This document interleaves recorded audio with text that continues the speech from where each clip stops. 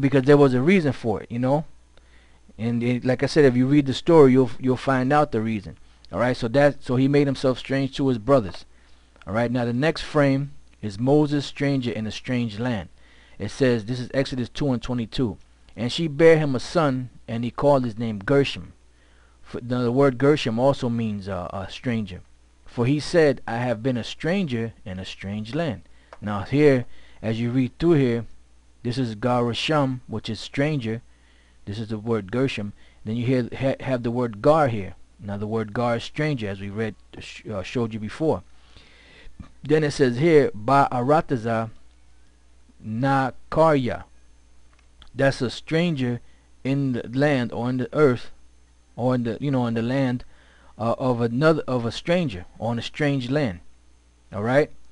So that's letting you know that whenever you dwelt outside of your homeland, those lands were considered to be strange. And this is the word that was used, Nakar or Nakarya. All right. So that's why Moses said that he was a stranger in a strange land, because he wasn't in his homeland at that time. All right.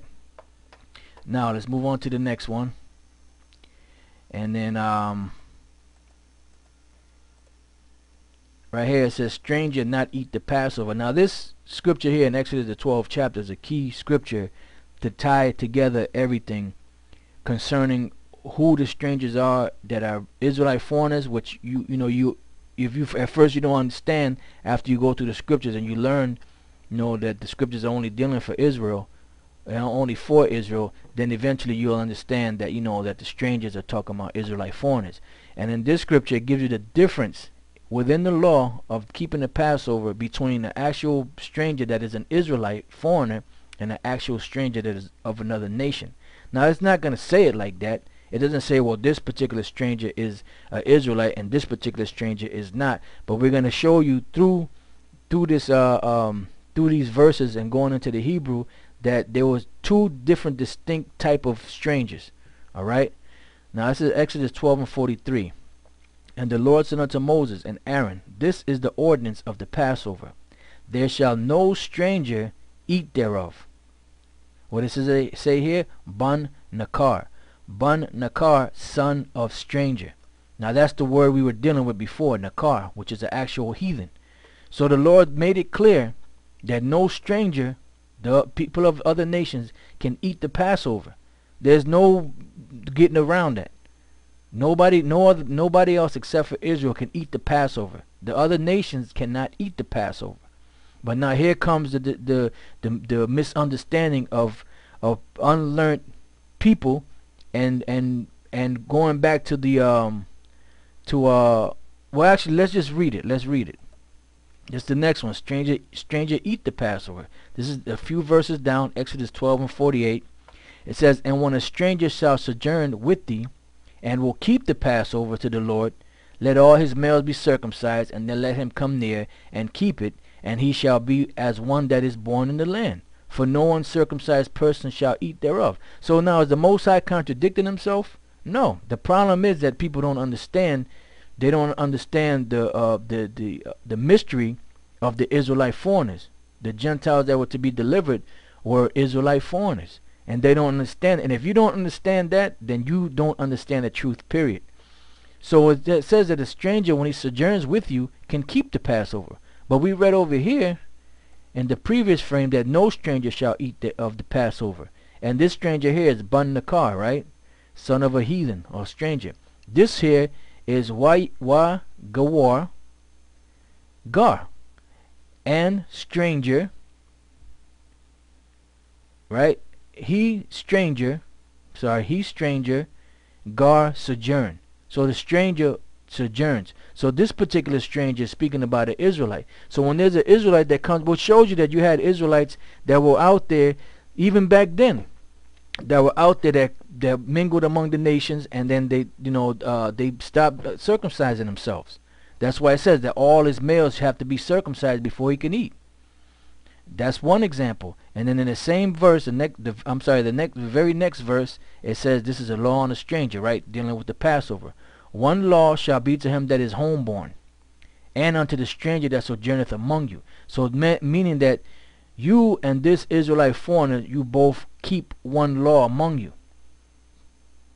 Now this other law of the stranger not eating, that's talking about the other nations. That's why it says that one law shall be to him that is homeborn, and unto the stranger that sojourneth among you. Why? Because you had Israelite foreigners that was living among Israel even at that time. And then when you read through the Hebrew here, you have the word walagar, hagar.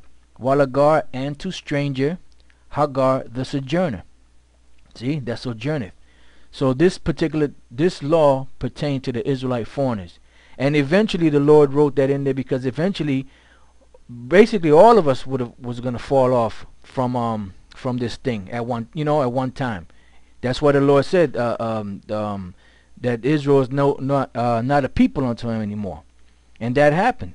Eventually we all lost our heritage, but now we were all strangers. But now we're coming back to know the Lord is waking us back up to knowing that we're Israelites. That's why some of these laws were also written. All right, so that's the difference between an actual stranger and an Israelite foreigner. All right, but no, to some of these guys you can't tell them because they're just blind. Some of them are blinded. Some of them are just demons, and other ones of them got paid by the international bankers through the Jesuits or whoever they got their money from to really throw this word off. That's why now you got all these so-called Jews and these other so-called white people making videos about that we're going off and that Deuteronomy 28 don't mean that, and the Jews really weren't black and Adam was this, and they're making all type of videos to stir up confusion. But that's all right. It's good because the Most High, this thing is precious. So the Most High only wants his elect. He only wants a chosen few. So these stumbling blocks that are set up by the Most High for those that the Lord doesn't want. Because you had a whole bunch of guys that came in at one time, and then they heard certain doctrines of other guys, and you'll see him battling with the guy, and then all of a sudden he's with the dude now because the guy convinced him of that madness. Why? Because that was a stumbling block that the Lord laid before him. So that happened with a few guys already, and it's going to happen more. The closer we get to this thing, the more intense it's going to get. And once things get intense, Jake likes comfort. They don't like to deal in the trenches. Jake likes to be comfortable. They don't want to be in the trenches, So it's going to come down to who are the Most High's elect and who are not. All right? So that was the law on the stranger in Exodus the 12th chapter. So now you're starting to see the difference between the real strangers and the Israelite foreigners. All right, now the next one, and these are, like I said, they're just random scriptures dealing with strangers. Now this is the gods of the strangers. It said, the Lord said unto Moses, behold, thou shalt sleep with thy fathers, and this people will rise up and go a whoring after the gods of the strangers of the land whither they go to be among them, and will forsake me and break my covenant which I had made with them. And what does it say here for son of strangers, or of the strangers? Nakar. Alahaya Nakar. You see, which is the actual strangers, or the gods of the other nations. Levite not go into city of a stranger.